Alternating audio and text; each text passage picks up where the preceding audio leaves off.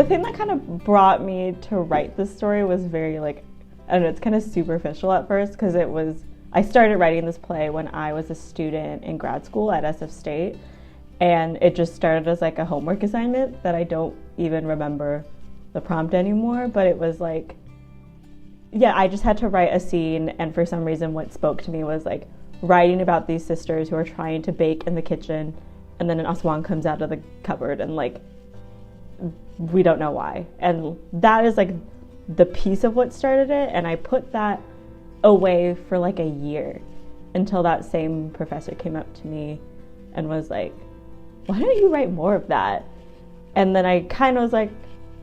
oh, I never really thought about that scene like outside of the like 15 pages it existed as. And so I kind of went back to it and I was like, what are these sisters trying to tell me? Like, why is this aswang in their kitchen? And I kind of let them unravel the story a bit for me. Like,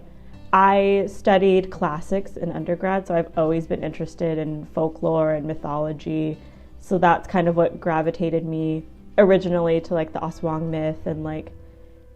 don't know, talking about like family and sisterhood is very prevalent in my life. I come from a family of like lots of women and lots of sisters, even though I don't have a sister, which is like strange. But so yeah, that's kind of what brought me to it. And then it kind of became a journey from there as like I figured out, it kind of felt like I was learning what the play was about as the sisters were throughout. I am a writer that likes to be led by my characters. Because I'm very much someone, when I start writing, I like to just think of a moment. Like, I'll just think of an image in my head of like people, like sisters baking in a kitchen, or like someone playing a guitar, and I kind of just start asking them probing questions of like what they're doing here and how they're feeling, and like I like to just unravel it by talking to them, and then I'll find that I'll get like 30 pages in and I'm like, oh, I've got like people here and I've got a story. Well, what's interesting about the themes that I had in mind when I was going into this play is I started it in like a very different place. I started it with the idea of like, this is going to be a play about mental health and pregnancy with like Asian women and Filipino women, and that was my angle at it for a very long time until I was talking with my best friend who's also Filipino and is a counselor, and he kind of pushed me to think about like, yeah, like part of the narrative is that people of color and especially like Asian women like don't talk about mental health a lot because of the stigma around it. But he also pushed me to think further about like, is it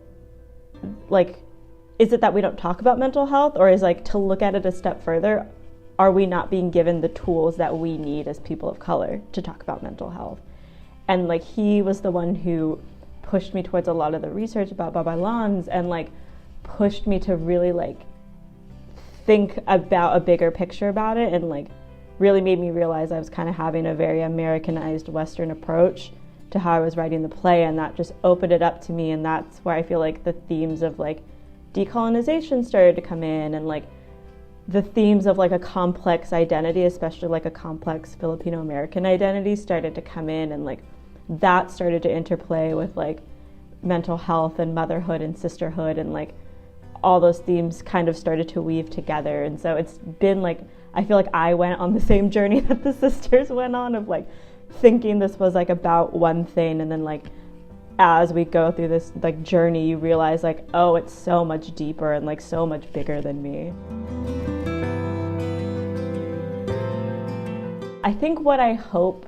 resonates the most with people is thinking about how we heal. Like that question came up I think on the first day of rehearsals of like, how do we heal? And that just like struck a chord with me and has like been in my mind ever since, of like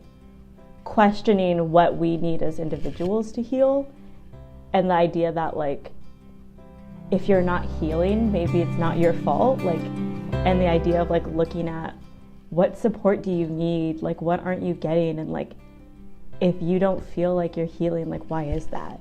And I think that's just been such a like question in the play, and that's something I hope that the audience will like carry with them, like outside of the story and like into their lives, if my writing was gonna like permeate in any way. I feel like if I could think of anything that the audience would need to know, it's cool if they know what an aswang is before they watch the play, but like I hope if I've done my job as a writer, they're able to figure it out without it. But yeah, I think it's the idea of like going in with an open mind about like Filipino culture and mythology and tradition. I think that's what comes to mind.